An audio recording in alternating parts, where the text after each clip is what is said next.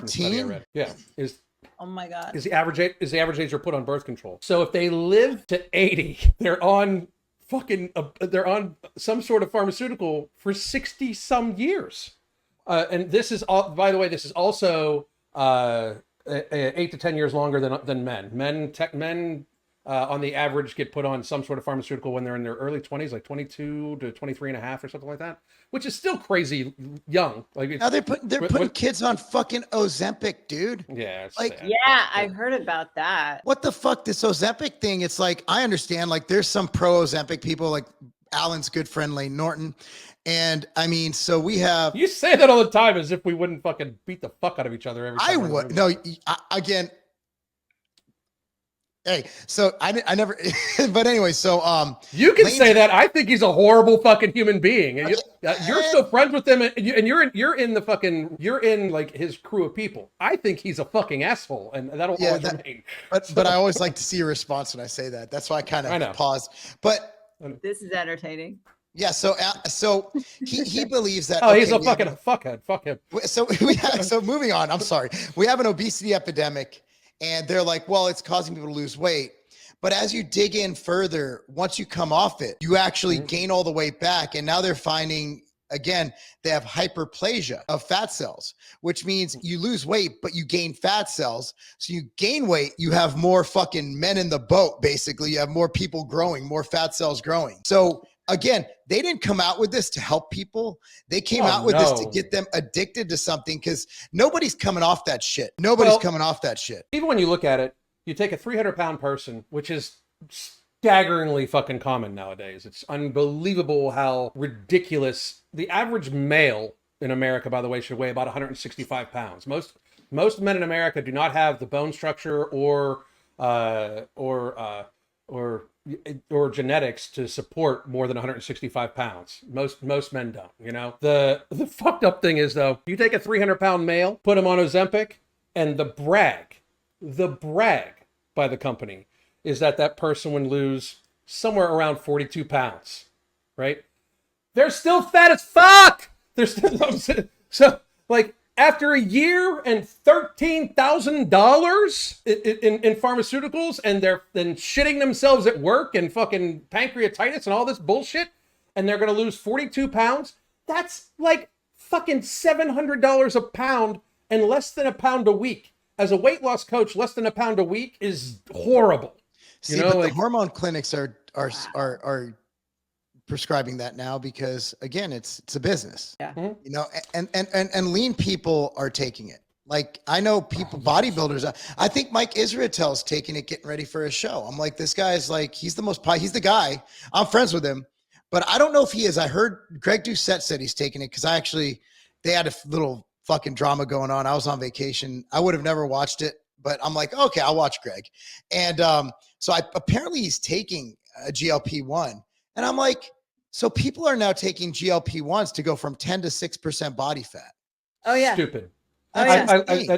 That makes me lose respect for him. It really does. But why not just fucking man up and diet harder? I've tried it.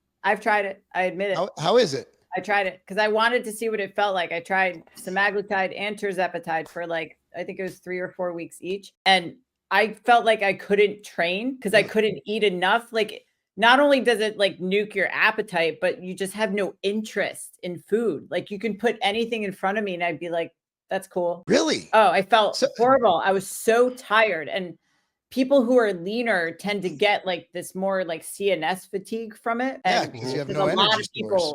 A lot of people use it for cuts when they're leaner now. Whatever happened to cardio? I'm just old. No. I'm just or old. Like being hungry all day. Come on, like, kids. Yeah, being hungry all day. I like that. I like the suffering. I like dieting. Yeah, I mean, dude, if you can't handle the fucking suffering, don't fucking compete. No. Like, there's a thing to be said. Like, here's my worry. We were just talking, like, first of all, bodybuilders, we were talking about how, like, the drugs they're on. Everything, like here's the problem with bodybuilders, not a knock at Israel, but like, instead of looking at how can I like do something to distract myself or whatever, it's like, what drug can I take to avoid this work? And it's just stacking them on top of stacking them. Like, and this is another healthcare industry thing. They tested Wegovy for safety, and it did horribly, by the way. But they test. Oh yeah, something like 20% of the people that were in the trials jump out of the trials because they can't take the side effects. Like a 20% dropout rate for a trial due to side effects should end the fucking trial.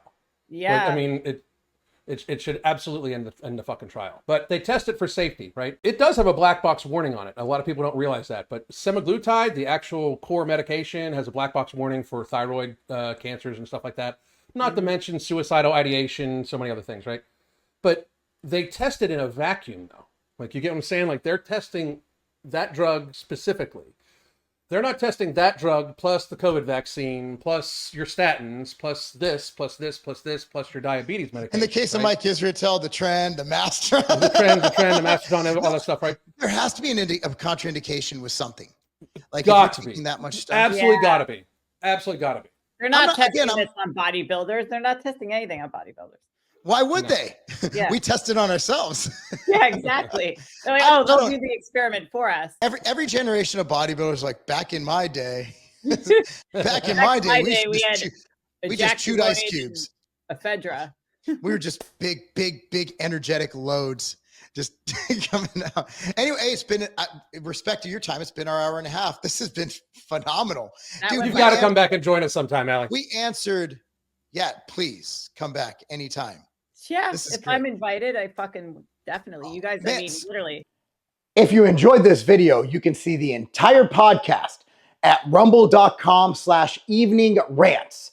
That's rumble.com/evening rants. See you there. We want to maintain muscle and we want to lose fat. I have a confession to make. I can't keep up with my kids. So we went to Chattanooga this weekend and we hiked and hiked and hiked for 3 straight days. Miles and miles of elevation, 90+ degrees in the sun. I needed to keep up. That's why Ambrosia came out with Hydroglyph. So Hydroglyph is beyond any supplement you've ever taken. And we created this to be perfect for intra-workout, during endurance events, and also fasting. Think about training and fasting. Your body's in a state where it needs these essential minerals, these essential nutrients to prevent muscle loss and to promote performance and of course mental acuity. When you have the electrolytes and you have the essential amino acids in the proven ratios, we didn't just fairy dust some random numbers. We have proven blends of essential amino acids and the 2-to-1-to-1 blend of BCAA, leucine to isoleucine to valine. Beyond that, we have MyHMB to help stave off muscle loss. We have Velocitol, which actually helps to make the amino acids work better. So when you look at all this combined, and you look at the perfect supplement, whether you're training with weights, whether you're going on hikes, or you're sipping it throughout the day, Hydroglyph is the perfect supplement for you.